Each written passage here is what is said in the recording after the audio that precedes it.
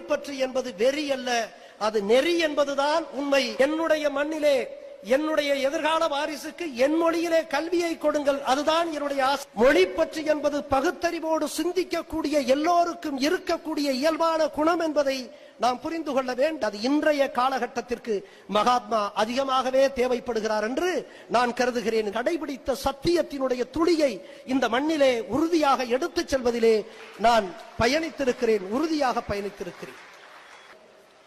ஏன் மக்கள் வாதை தமிழை எடுக்கிறது என்று பார்க்க வேண்டியிருக்கிறது.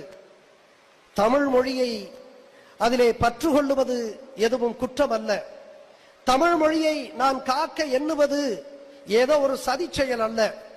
மாறாக இந்த மொழிக்கு எதிராக திணிக்கக்கூடியதில் தான் ஆதிக்கம் இருக்கிறது, சதி இருக்கிறது, வஞ்சகம் இருக்கிறது. எங்கள் மொழியை நாங்கள் காப்பாற்ற நினைப்பது, எங்கள் மொழி மீது நாங்கள் பற்றுக்கொள்ளுவது என்பது ஒரு தாயின் மீது பிள்ளைகள் கொண்டிருக்கக்கூடிய பற்றுக்கு ஒப்பானது.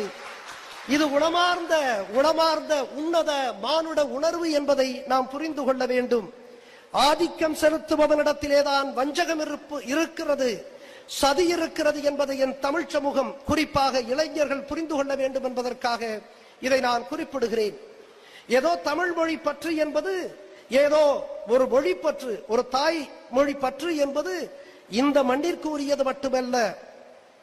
அவார் மொழி என்பது ரஷ்ய நாட்டிலே கசகஸ்தான் பகுதியிலே பேசக்கூடிய சில லட்சம் மக்கள் பேசக்கூடிய ஒரு மொழி. அந்த மொழியிலே மகத்தான கவிஞராக விளங்கியவன் ரசூல் ஹம்சத்கோ.